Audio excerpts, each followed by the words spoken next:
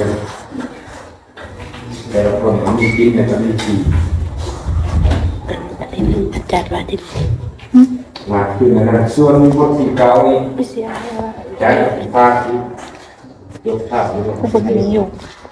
เดี๋ยวเอาคนเต็มพวกที่เก่าอีกถ่ายแล้วก็เป็นซองติดไปส่วนมาโครงสร้างที่เป็นพวกที่เก่านี่เขาเรียกกับโครงสร้างคนเขามีศูนย์กลางประสาทอยู่ที่สมองสมองนี่เป็นมาศูนย์กลางประสาทเป็นผู้คุ้มทุกอย่างการชื่อการจำการพูดคิดเลยอยู่ที่สมองมันจะมีไงประสาทโตมาทุกภาคส่วนของร่างกาย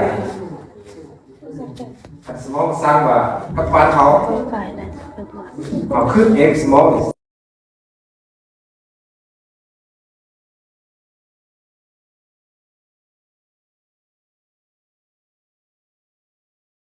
สมองก็ให้คุมเม็ดทุกอย่างคนเราจะรีจะสัวพฤติกรรมแสดงออกต่างๆมันขึ้นกับสมองหมดสิ่งสำคัญเสียแล้วโบกเด้งไหลทุกอย่างเสียเลยคือคนเราว่าคนอุบัติเหตุแกนพูดคาแต่สมองยังดีเดี๋ยวยังเป็นคนไหลเป็นคนดีไหนแต่สมองนี่เขามีคุณภาพเสื่อมหนึ่งแล้วคนเรา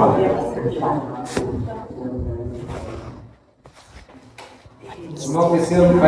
เตะกันแล้ว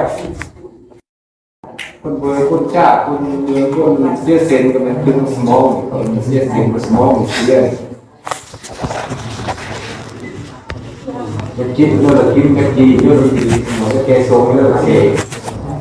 ขึ้นสมองฟุ้งเม็ด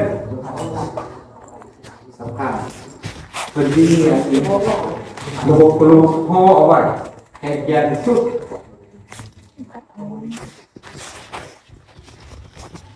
ลูกพ่อไว้ลูกเหมือนจบยากระทบยาโบราณทุกปี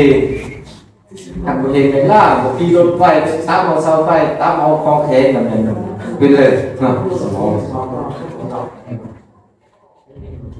เป็นถึงรักษาอะไรจุดสำคัญบรรลุเนี่ยสำคัญบรรลุเนี่ยสมองเสียสละขึ้นมีความหมายมีเรื่องมีความหมายผู้นำเสนอผู้เนี่ยเป็นคนไหน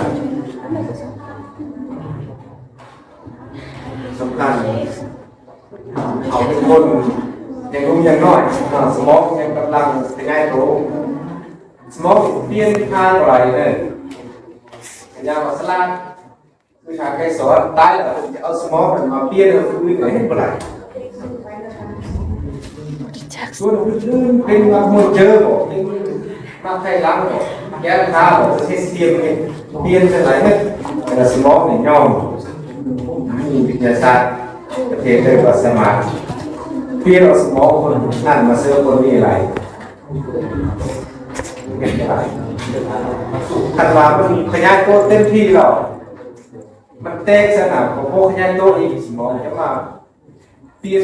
ขนาดพวกเล็กขึ้นพวกนี้สามเจ้าเที่ยวเลยขันว่าเต้จะเป็นหนึ่งแล้วเลย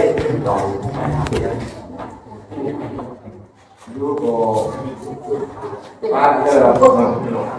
ว่าคุณเองเนาะที่ของไม้กันเสียสมองขนาดนักซ่าที่กันไปกันมาเราขี่รถจับเซิร์ฟกันกระทบเซิร์ฟก็ต้องคอยไปคอยมาปฏิบัติตามกฎยาหรือโรคของเขาพบของแข็งมันเตะสมองเสียเลย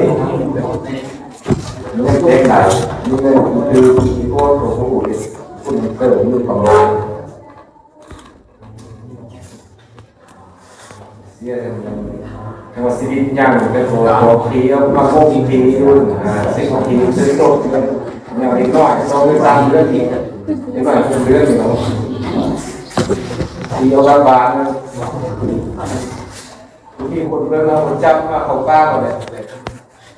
จับไปเพื่อกำบาดมาเห็นไหม6 เดือนอันมือจับไปเสื้อตาเนี่ยเห็นไหมล่ะ